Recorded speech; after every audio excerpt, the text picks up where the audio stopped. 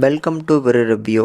இந்த வீடியோவில் சன் நெக்ஸ்ட்டில் வெளியே வந்திருக்கக்கூடிய ஒரு புத்தம் புது தமிழ் திரைப்படமான உன் பார்வையில் திரைப்படம் எப்படி இருக்குது அப்படிங்கிறத வந்து பார்க்க போகிறோம். இதில் இந்த படத்தோட கதையை பொறுத்தளவுக்கு பார்வதி நாயர் வந்து டூயல் ரோலில் இந்த படத்தில் நடிச்சிருக்கிறாங்க. அக்கா தங்கச்சின்னு சொல்லி ஒரு ட்வின்ஸாக வராங்க. இதில் தங்கச்சி வந்து பார்த்திங்கன்னா பார்வை இல்லை. அட் த சேம் டைம் அவங்களோட வீட்டில் வந்து பார்த்திங்கன்னா இப்போ ஏதோ ஒரு அமானுஷமான நபர் வந்து பார்த்திங்கன்னா சுற்றிட்டு இருக்க மாதிரியும் அதனால் பயந்துட்டு இருக்கக்கூடிய இவங்க ஒரு கட்டத்தில் சூசைட் பண்ணுற மாதிரியும் ஓப்பனிங் சீன்லேயே காட்டப்படுது. இப்படி ஒரு விஷயம் நடந்துட்டு இருக்கும் போதே தங்கச்சிக்கு ஏதோ ஒரு ஆபத்து அப்படின்னு தெரிஞ்சுக்கக்கூடிய அக்கா வந்து அவசரமாக வந்து பார்த்தீங்கன்னா அவங்களோட ஹஸ்பண்டோட வந்து அவங்களோட வீட்டுக்கு வந்து பார்க்குறாங்க. அந்த டைமில் வந்து பார்த்தீங்கன்னா வீட்டில் தூக்கு போட்டு இறந்து கிடக்கிறத பார்த்துட்டு ரெண்டு பேருமே பயங்கரமான ஷாக்கு.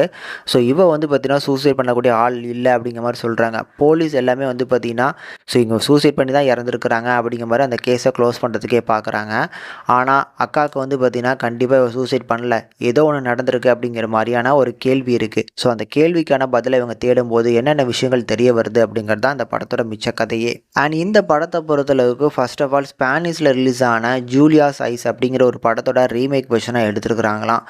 நான் அந்த படத்தை நான் கன்சியூம் பண்ணல, எப்படி இருக்கும் அப்படிங்கிறது எனக்கு தெரில. டேரெக்டாகவே இந்த படத்தை தான் நான் பார்த்தேன். இந்த படத்தை பொறுத்தளவுக்கு பார்க்கறதுக்கு ஒரு ஓகே லெவலில் தான் எடுத்துருக்குறாங்க. மேக்கிங் வைஸும் சரி ப்ரொடக்ஷன் வேல்யூவும் கொஞ்சம் அடி வாங்கின மாதிரி இருக்குது.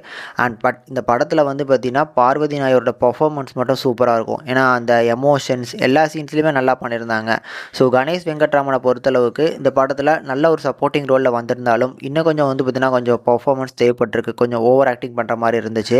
இந்த படத்தோட ஒரு பெரிய நெகட்டிவ் அப்படிங்கிறது கண்டிப்பாக நரேஷன் தான். அண்ட் ஆல்சோ வந்து பார்த்திங்கன்னா ஓப்பனிங் சீன்லேயே இந்த ரெண்டு அக்காவும் தங்கச்சியும் ஒரே சீனில் இருக்க மாதிரி சின்னதாக தான் கிரியேட் பண்ணியிருப்பாங்க. அந்த சீனோட மேக்கிங்கே கொஞ்சம் சுமாராக தான் இருந்துச்சு. இந்த படத்தோட ஃபர்ஸ்ட் ஹாஃப்லாம் தாண்டினதுக்கப்புறம் செகண்ட் ஹாஃப் வந்து ஒரு சில சீன்ஸ் நல்லா இருந்ததுனால ஒரு ஒன் டைம் கன்சியூம் பண்ணலாம் அப்படின்னு நினைக்கிறேன். ஒரு ஆவரேஜான படம், இது ஒரு க்ரைம் த்ரில்லராகவே கம்ப்ளீட்டாக எடுத்துருக்கலாம். லைட்டாக வந்து பார்த்திங்கன்னா அங்கங்கே ஹாரர் டச் பண்ணியிருக்கிறாங்க. ஹாரர் டோனில் வந்து ப்ரெசென்ட் பண்ணணும்னு நினச்சது நல்ல ஒரு முயற்சி தான். ஆனால் அது கரெக்டாக ஒர்க் ஆகலை அப்படின்னு தான் நான் சொல்லுவேன். மொத்தத்தில் ஒரு ஆவரேஜான க்ரைம் த்ரில்லர், முடிஞ்சால் ட்ரை பண்ணி பாருங்கள்.